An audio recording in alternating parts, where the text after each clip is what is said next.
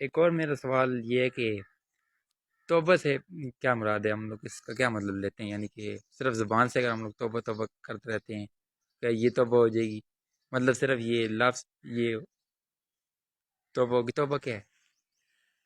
بہت ہی بہترین سوال ہے، اور میں خود چاہتا ہوں کہ اس پہ میں تفصیلی گفتگو کروں، لیکن یہ ہے کہ یہ جو شارٹس ویڈیوز کا سلسلہ ہے تو میں مختصر بات کر دیتا ہوں۔ کچھ لوگ ہو سکتا ہے کمنٹ باکس میں یہ کہیں کہ یہ بات کرنی چاہیے تھی، یہ کرنی چاہیے تھی، تو کیونکہ ہم مختصر گفتگو کر رہے ہیں تو وگرنہ بہت ساری باتیں ذہن میں ہوتی ہیں، لیکن انسان ایک ہی موقع پہ ساری باتیں نہیں کرتا۔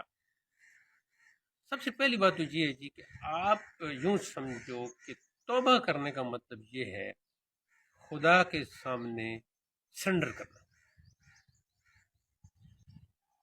کہ اس کو یہ کہنا کہ اے میرے مالک، میں جو کچھ بھی تیری مرضی، تیرے حکم، تیری منشا، تیری چاہت کے خلاف کر رہا ہوں، میں سرنڈر کرتا ہوں، میں اپنی ساری خواہشات نفس کو ختم کرتا ہوں، اور جو تیری مرضی ہے، جو تیری منشا ہے، جو تیری رضا ہے، اس کو میں تسلیم کرتا ہوں، یعنی تسلیم اور رضا کے سامنے اپنا سر خم کرتا ہوں۔ کہتے ہیں نا سر تسلیم خم کر دینا، تسلیم کا معنی ہے ماننا، قبول کرنا۔ تو سر تسلیم کا کیا مطلب ہوا؟ ماننے کا جو سارا یعنی ماننا، اس کو خم کرنا یعنی جھکا دینا، سر تسلیم ہاں۔ خم کرنا۔ وہ کچھ لوگ اس کو پڑھتے ہیں سر تسلیم خم، وہ غلط کہہ دیتے ہیں، انہیں پتہ ہی نہیں ہوتا۔ سر تسلیم خم کرنا یہ ہے توبہ۔ اپنی طاقت جتنی بھی آپ کے پاس ہے نا، اس کی مرضی کے خلاف کرنے کی جو طاقت آپ کے اندر موجود ہے، میں مثال دیتا ہوں۔ اس نے کہا حی علی الصلاح، آؤ نماز کی طرف، حی علی الفلاح، آؤ کامیابی کی طرف۔ اب آپ کے اندر یہ طاقت موجود ہے کہ آپ نہیں جاتے مسجد کی طرف، آپ کے اندر یہ طاقت موجود ہے کہ آپ وضو نہیں کرتے، نماز ادا نہیں کرتے۔ یہ جو طاقت ہے، اس طاقت کو اس کے سامنے اس طاقت سے بالکل سرنڈر کر کے پیچھے آ جانا اور اس کی بات مان لینا، یہ ہے توبہ۔ یہ نہیں کہ لفظ توبہ نہیں، توبہ توبہ کچھ توبہ توبہ توبہ میری توبہ ایسے، یعنی کہ وہ کانوں کو ہاتھ لگا رہے ہیں اور جناب لفظ توبہ کی تکرار کر رہے ہیں۔ ٹھیک ہے جی، وہ کیا ہے کہ مجھ توبہ شکن کا نام سن کر توبہ بھی کرے ہزار توبہ۔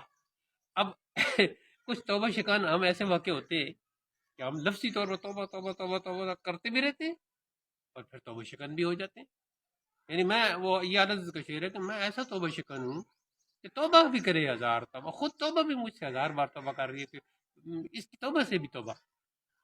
کہ یہ تو اتنا توبہ شکن ہے کہ لفظ توبہ کی تکرار کرتا رہتا ہے، تسبیحات پڑھتا رہتا ہے، اور پھر جناب پھر یہ تو توبہ ہے جی دل کی، کہ دل سے یہ کہنا کہ میں اپنی تمام وہ طاقتیں، وہ بھی اللہ نے دے رکھی ہیں، جو مجھے اللہ کی بات ماننے سے روکتی ہیں، میں ان ساری طاقتوں کو اللہ ہی کی طرف موڑتا ہوں، اس کی بات ماننے کی طرف لگاتا ہوں۔ یہ ہے توبہ۔ اب یہ جب توبہ ہے تو اس کے لیے ضروری نہیں ہے کہ زبان سے لفظ توبہ کہا جائے۔ ہم کتنے لوگ ہیں جو زبان سے توبہ نہیں کرتے، حقیقتاً ان کی توبہ ہے۔ اچھا، اب دوسرا معنی توبہ کا یہ ہوا کہ اپنے اندر اللہ کے لیے اخلاص اور خلوص پیدا کر لینا۔ یہ نہیں کہ اب آپ نماز کے لیے جاتے ہو اور لوگوں کے سامنے نماز ادا کرتے ہو اور ساتھ ہی ساتھ آپ کے ذہن میں ہوتا ہے کہ فلاں بھی میرا ماموں بھی دیکھ رہا ہے، چاچو بھی دیکھ رہا ہے، ہمارے ٹیچر بھی دیکھ رہے ہیں، امی کو بھی پتہ چل گیا ہے کہ میں وضو کر کے نماز کے لیے جا رہا ہوں، چلو انہیں پتہ چل گیا، شکر ہے انہیں پتہ ہونا چاہیے۔ تو یہ تو پھر اللہ کے لیے تو نہیں ہو رہا نا۔